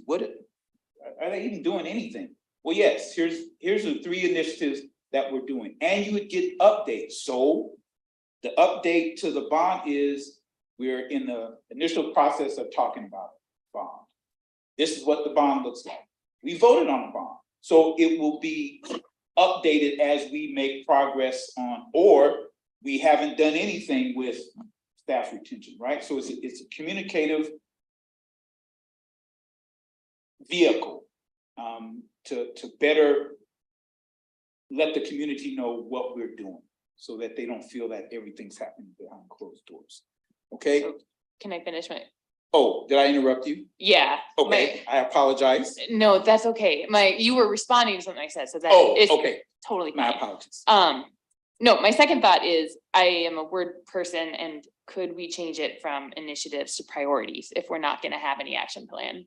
We're prioritizing facilities, staff retention, and achievement gap. Okay, any disagreement to the word change? All right, Bobby, make it so. I appreciate that. Now, All right, thank you. Mrs. Thomas. So I don't want you to feel what was the word you used? Defeatist. It's not that. Those are action items. If you have a committee where you go out and you have outreach, that is a committee. We vote on having committees. That's an action item. Certainly meeting with the community, having the talking circles, that type of thing. If you have 3 board members and that is initiative or priority, we vote on having that committee. That is that action. There isn't non-action there. There is action, but we can't, I guess, when you say we need to make decisions, the only decisions we can make are within an action on a vote. That's all. It's just technical term, really, definition of it. It doesn't mean that we wouldn't be doing something, but to get to the point of not just talking about it, from those talking points, those conversations that you have in the public that we all have, we bring that to the committees and we say, then where does it go from there? It goes to the board on the agenda on if we're going to move forward with something or not. I guess maybe I just didn't explain that clearly, so. And I don't have a problem having it priority or initiative because it really is kind of the same thing. And it does mean that we are doing action. We are physically doing something and we are reaching out and we are going to come to a plan and vote. So I don't mind either. All right, the chair recognizes Mrs. Swaggart. So I don't mean to be defeatist, but I would remind the board that there's 3 primary jobs of the board. Hire and fire the superintendent.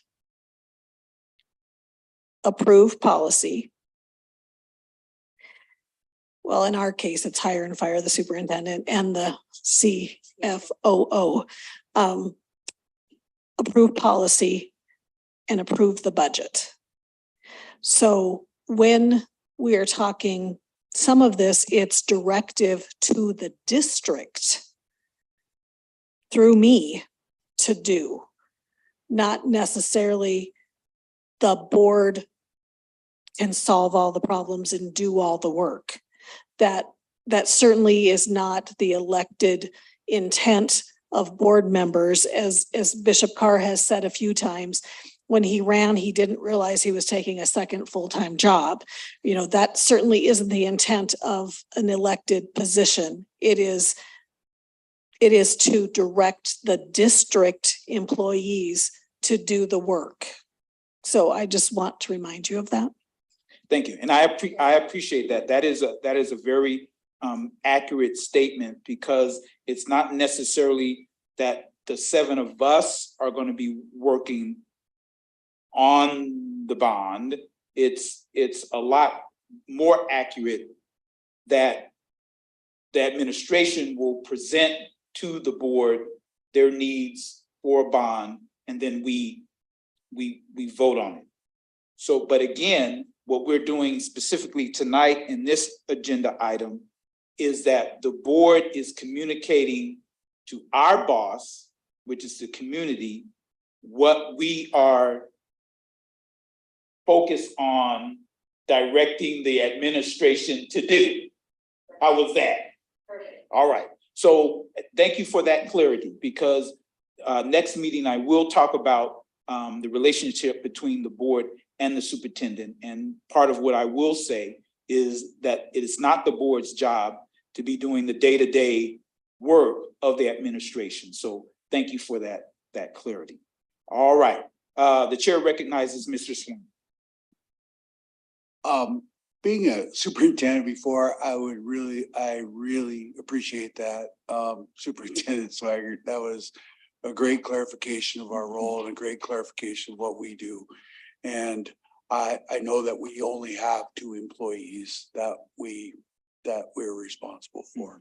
And I feel that you both are great. And I think that it's going to be a good relationship in moving forward with our initiatives. So I think that, you know, any of these things that we choose to focus on, we really, like I said, in my plea, I am hoping that we can gain consensus. I would hope that we would be visiting with our communities in which we're representing. I've set up some ideas to meet with my community, which I'll be probably announcing, so that I can have conversation with the people that I represent. And I'm hoping that everyone will take part in that, because that helps me understand what's coming from the communities and from our families that are attending our district. Thank you. And one of the things, Superintendent Swigert, that this also helps us with, I think we're going to talk about in our retreat for evaluation purposes, the things that the board expects. So, right, so hearing that these are our top concerns, obviously make them sure. They're Top concerns, right? Because evaluation time, we're gonna ask, what have you done about the bond? What, you know, so I think this process helps us all get on the same page. Okay, seeing no other hands, we'll move on. Just thank you all. We're doing great. I think we may even make 7:30, because I don't think there's a whole lot of discussion on 6C, Charlie, the organizational chart, and I think we'll turn it over to Superintendent Swigert. Thank you, President Carr. Superintendent Schweigert, just so you know, I noticed there's this misspelling on buildings and grounds, and Bobby has corrected that in an updated one. Okay, with the fix in spelling, this is on the agenda, so everybody at home can pull this up, but this is the organizational chart. We had some conversation at the last meeting. I thought a board study session was a better place to have conversation and make changes. One of the primary things we were focusing on was down here at the bottom under human resources, where we have payroll manager. We have had, as asked by the board, we have had conversation internally about that position. And Coy Sassy, Gary Manuel, and myself have met a couple of times to have conversation. I think it's important to clarify that we understand some of the concern about payroll, largest expense financially of the district. Why is it not under the business office? But in a conversation with Bishop Carr, I wanted to explain a little bit more about how payroll ends up in the HR department and why it is there. And then I would like to share with you our solution for this and what our thinking internally is. So yes, payroll is the largest financial expense of the district. But like many expenses, for instance, building South Middle School, $60-some million expense. Once the business office allocates that money, the decision about that money goes into different areas. So how the contractor is spending the money, we give it to the contractor pays the employees, all of that. That money is allocated by the business office, but the details of that go someplace else. Payroll is like that in the sense that many things that impact payroll comes out of the human resources department. For instance, sick leave, salary not allowed, benefits, additional resources going into South Dakota retirement system, resignations.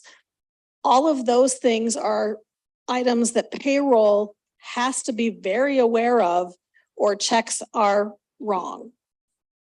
So that's kind of where after the business office determines that the money does get to be spent on payroll, because we've agreed to contracts and negotiations and how much we're paying, which also comes through HR. HR gets the final determination of kind of what those checks are based on information that employees provide. So our solution is that payroll stays under HR, who have final designation of where we determine what final paycheck should be. But in an attempt to meet the internal control and the auditing piece, we are going to establish quarterly meetings and possibly more, where Mr. Sassy's department meets with Gary and myself and payroll, and we have those discussions. So instead of just picking up payroll, a whole entire department, and moving it, which impacts employees, we are asking that you give us the internal control to establish some checkpoints within that process that we feel will meet your desire to have some internal control over payroll and some auditing oversight. Allow us to do that before we just make a huge change and pick up an entire department and move it. I think that Mr. Sassy and Mr. Manuel are both on and could speak to this as well. The chair, now, Mr. Sassy, you know you my main man. You know that, right? Yes, sir, I do. Thank you. I appreciate it. Right. Since you know you my main man, you won't be hurt by this statement. Now, we doing good on time, so we looking good. Yes, sir. Before I release the floor to you, I just want to make that statement. So the chair releases the floor to Mr. Sassy. I appreciate that. I note it and I will keep it short. So I think that was a good explanation. Thank you, board. I just want to give you a little insight into my thinking on this and maybe a little more depth in terms of the internal control environment. So I've maintained throughout this conversation the idea that certainly the payroll function exhibits qualities both of the human resource department and certainly is a business function. I will be frank, I am not so much concerned about the dollar amount. From an internal control perspective, probably the greater concern with the payroll function is it really is a high risk function due to the volume of activity you have. It's a really high transaction function, meaning that there's just a lot of opportunity for things to go wrong because of the amount of transactions that are happening. Similarly to an accounts payable function, where you have just a really super high volume of transactions that are happening. And so I think there's sort of two conversations. One is the operational side in terms of the actual mechanics of payroll and how all that works. And the other is really the internal control environment of that function. And do we as a district have the internal control environment that we need to have in place in order to deter and mitigate risk? We will never eliminate risk, but can we deter it and mitigate it to the greatest extent possible? And so in our conversations, Nicole, Gary, and I, my question was really, okay, given that the audit is primarily a function of my side of the organization, and that payroll has an impact on that audit, potentially, how can I have some influence over that internal control environment? And so we discussed that at length. We talked about the movement We talked about some of the operational considerations that you heard Nicole touch on in terms of picking that function up and moving it. And ultimately, my thought and well, our thought as a group was, if we could have a procedure in place, which said we are going to have documented conversations in which we can all talk about these things. And ultimately, I would have the opportunity to provide input and or recommendations, that would be great. So I want to read this to you. I'm big on having procedure, because I think a written procedure is what puts us all on the same page. So the procedure that I put forth to Nicole and Gary was that quarterly meetings will be held between the CFOO, superintendent, HR director, and HR payroll staff to discuss internal control and related process and procedure, including audit-related and internal review issues. CFOO will summarize and document discussion and any input and or recommendations made during these discussions. So I think this satisfies some of the discussion that we've had throughout this process, in terms of where does the responsibility for payroll land, and also the idea that because it is related to my function, that I would have the ability to give input and recommendations around those areas. So certainly happy to answer any questions.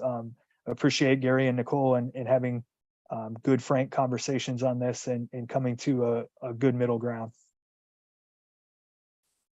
All right, thank you, Mr. Sassy. Because we're sharing screens, I can't see anybody's hand. So until somebody lets me know they have a comment, I will say, okay, and I might, Mrs. Thomas, actually be answering your question, because one of the things that you were concerned about is if something happens in that department, who then is responsible for those things. And in an exec meeting that was discussed, and internally, obviously it would be Mr. Manuel's, because that's his department, but the board then, it would ultimately then go to the superintendent, who then the board would talk to. So if something happens in payroll, the board wouldn't talk to or investigate Mr. Manuel. We would come directly to Superintendent Swigert. So I know that was one of your concerns, and the chair recognizes Mrs. Thomas. First of all, real quick, executive session, I think for clarity for the public, it was leadership, correct? Yeah, leadership meeting. Okay. Yes, I'm sorry. Okay, that's all right. Thank I don't want the public to think we're. No, thank you. Okay. for correcting me. So yes, of course, that's my concern. While you were talking, Mrs. Swigert, part of your example is once those allocations go out, like to South, what if something goes wrong with the allocation of the money that went there? Then who's responsible for that? It's the same thing with the payroll. If it is underneath one or the other, my concern here is I don't even see a to, you know, there doesn't look like there's a connection at all. However, obviously if there's documentation that you're asking for, you know, questions from Mr. Sassy, and then he's giving feedback, and whether you act on that or not, I don't know how that ends up in the end, how we take out of his evaluation for what a business manager does, but we take out this major portion and we go, but that part of that audit goes over here underneath you. When that just seems kind of convoluted and confusing. And it might be that we all learn that we don't like to do that. I don't know. I can see you guys working together because of who you guys are.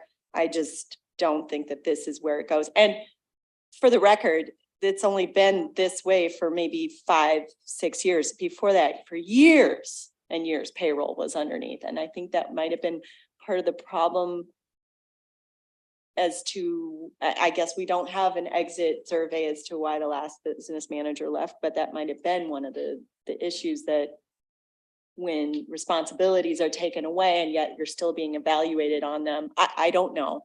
It just doesn't, it seems like this might be hard on the board as well to evaluate if something goes seriously wrong with payroll. And as AI comes along and scammers are there and people can hack in, I don't know if you really want that responsibility, but we'll see. All right, well, Although that is his job description, so he's already got the rest of the audit, so. All okay, right. I apologize if I didn't make it clear, but I'm gonna give another attempt at the chain of responsibility. Okay, so if something, to answer your question, if something happens in payroll through an audit, through whatever happens, and I don't know if anything has ever happened. I don't know if we're just being overly concerned, but if something happens, the ultimate responsibility, the buck will stop with Superintendent Swaggart. To be quite frank, Mr. Sassy has coverage because he will have the quarterly ability to make recommendations to the human resources. I suggest you do this, I suggest you do that, and it's up to them and ultimately the superintendent to take those recommendations from the business manager. And so during evaluation time, Mr. Sassy will not be evaluated for payroll. Okay, so good or bad. Ultimately, the superintendent will be evaluated on payroll. So to me, that's not convoluted. That's the organizational chart as it stands now, if you're asking the question about who gets evaluated for payroll. Okay. All right, you have your hand up again. Mrs. May I Thomas. respond? Yes. Yes. It's convoluted when it gets to the actual audit. The audit, you get in a big package from yes, right there. Thank you, Shirley. The audit isn't, it's big, and it comes with all these different sections, the different titles that different budgets, right? The biggest mistakes that are made every single year come through payroll. Okay. And so you'll find that she is, or the superintendent is going to be evaluated on the mistakes that are made within payroll. It's the biggest part of the budget. It's going to have the most mistakes just naturally, and it does every single year. I don't know what the convolution comes from is we as a board, we're going to have to take that audit and just take out that part and say, okay, you're in your evaluation. Here's your evaluation. This is the audit on payroll. This is the audit on everything else in his evaluation. So just keep that in mind. Yes, we will have to do that if the buck stops with her, like you're saying. Okay, let me try one more time. So the audit is on the department, right? It's on payroll. No, it's on everything. The audit is the whole district, not just Okay. payroll. Okay, now I understand what you're saying. All right. Okay. Well, so I guess, I mean, how often do we get audited? So what's happened the past, So Mr. President Sapp? Carr, yes, sir, I can add some elements to that. So this is a long form conversation, and I'll try to really summarize it. But obviously, You got as 15 minutes. I got 15 seconds, right? As part of an audit, auditors are focused on oftentimes your business-like functions. And they are taking samples of those functions, and they are looking for multiple different things. But primarily, the issues that often come out around those business functions are issues of internal control. Because what an auditor is specifically looking for is Is your internal control environment one that mitigates and reduces risk to the greatest extent possible? So for example, they're looking for segregation of duties, making sure that all the duties under a particular function are not necessarily in one line, right? So that we have the ability to have multiple eyes on a process and a procedure. And so obviously payroll is as a business-like function, they are looking deeply into payroll as they're looking deeply into a lot of different functions. And so as Kate says, when we get the audit report back, which is generally like a 150-page document, there's multiple different sections of that. We can go through obviously and say, hey, and the auditors will cite specifically if a finding is around payroll, is around accounts payable, et cetera, right? And so it is not uncommon to have findings. Obviously, we always have to think about the seriousness of those findings, the implication of those findings. But what is, again, in my world, I will say really, really important is the ability to then dissect that finding, talk about the specific process and procedure that is happening in that department, whatever that department is, whether it's payroll or accounts payable or anything else, dissect that process and procedure and be able to say, okay, this is where the breakdown in internal control happened, and this is how we need to respond to that. And I mean this in not in a braggadocious way, but I've been doing this for 15 years, been working with audits for 15 years. They don't teach you those things in HR school. Frankly, they don't teach you those things in business school. That's often something you get from experience and or becoming a CPA certified accountant and maybe being part of an audit process. So it is a really in-depth discussion. But again, I think my biggest concern, there's two different aspects of this. There's the operational aspect in terms of the mechanics of payroll, and there's the aspect of internal control in structuring that internal control to ensure mitigation of risk. And that's really where I think I play a big part in this. And again, the idea was, how can I influence that internal control environment if that function isn't under my umbrella? So that was the conversation that the three of us had, and really how that got driven. Okay, so I'm trying to decide whether I'm gonna agree to disagree or keep. All right, Superintendent Swaggart. So first I want to say that Gary Coy and I will do whatever the board wants us to do in the organizational chart, which you do get to vote to approve. So if you, as a board, want payroll to be under the business office, we will make that shift. However, I want to key in on two things that Coy just said. There is the operational piece, which would fall under me for my department, HR. And then there would be the internal control piece, which would fall under Coy. So there is the opportunity to hold both of us accountable for payroll.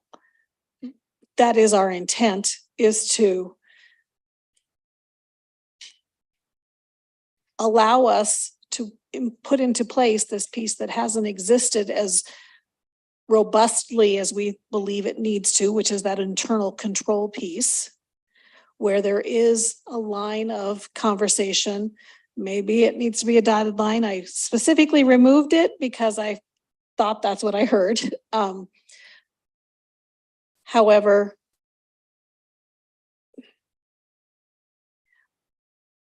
our ask is that let's try this and see how it works, rather than taking the thing that absolutely this district cannot function without payroll. So taking an employee or a set of employees that currently operate and take direction from HR and saying, no, you're in the wrong spot. And picking up 3 employees that currently answer and get direction from Gary in HR and picking them up and saying, okay, well, your office isn't going to be in HR anymore. And you're going to answer from somebody else, and moving them under the business office and risking disturbing the one entity of this organization that cannot go bad. We have to have payroll. And we run, correct me if I'm wrong, Coy, 7 payrolls? Yes, I believe that's accurate. Mhm. We run 7 payrolls. So 7 Per month. different payrolls get information from HR. I fear that if we don't find a way to utilize both HR, which is under me, and the business office, which is under Coy, if we don't find a way for those things to operate internally well together, we're just going to shift where our problems are going to be. All right, before the chair recognizes Mr. Swan, Mr. Manuel, you're an integral part of this conversation. Do you have any comments at this time? Thank you, President Carr. My background in HR for over 30 years, I have dealt with payroll where it has reported to HR, and I've also seen it report to the chief financial officer. At the end of the day, I think what has been said and what is being tried to be understood is the number of transactions through payroll are immensely under HR. And so if you move it under the financial side, you're still going to have that interaction back to HR with all of the transactions, whether it's benefit deductions, paid time off, what have you. I don't want to sound like I'm advocating to keep it under HR. I would echo Superintendent Sweigert's comment that I certainly will do whatever the board feels is best. But at the end of the day, I feel like payroll ultimately, while the numbers and the money is all going out on the financial side, the devil is in the details, and that falls under HR. And I hope that made sense. Yes, sir. Thank you so much for your comment. The chair recognizes Mr. Swan. Thank you, President Carr. In my experience now, I have some experience in school administration, being a former superintendent, principal, teacher, whatever. At some point, we have to listen to our experts. We've probably got over 50 years of school administrative experience, and we have to trust that they're making the right decisions. I don't think they're there to do malicious decisions. And I've had these conversations with Superintendent Swaggart that these systems have to withstand personnel changes. They have to withstand, years of decision making. Given that Ms. Thomas has a lot of historical knowledge that we should be looking at as well. I think that there's a lot of room here for discussion that I think that we could probably postpone to another time, another date. But I do think that, in my opinion, we do need to listen to our experts here. We have over 50 years of experience combined. Having worked with Mr. Sassy before, I believe that his judgment is key in this, and I think that he does possess a lot of institutional knowledge of what should be done. And I think that there comes a point in time where not a lot of us have served in schools, and not a lot of us have served in top administrative posts. that we need to listen to our experts. And that's my opinion. Thank you. All right, thank you, Mr. Swan. All right, for clarity, this organizational chart in its current form will come on the consent agenda for the next board meeting, and at that time, the board will vote up or down on it. This time, we're going to agenda item 6, Delta Other. Does any board member have any other?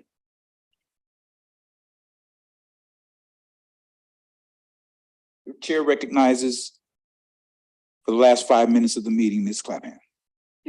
I promise I won't take 5 minutes. No, I just wanted to say, happy start to school. It was really great to be able to greet students at the door. I am very appreciative of multiple board members being out there to greet our students, and that we're grateful to our staff and students who, some of them I know are struggling with heat. But we appreciate people fighting through and educating our kids, and I feel like it's been a good start. All right, thank you, Ms. Clapham. The chair recognizes Mrs. Stephenson. Oh, okay. All right. Anybody else? All right, agenda item 7, I'll take a motion for adjournment. All right, I'm sure there's no discussion on this part. All in favor signify by saying aye.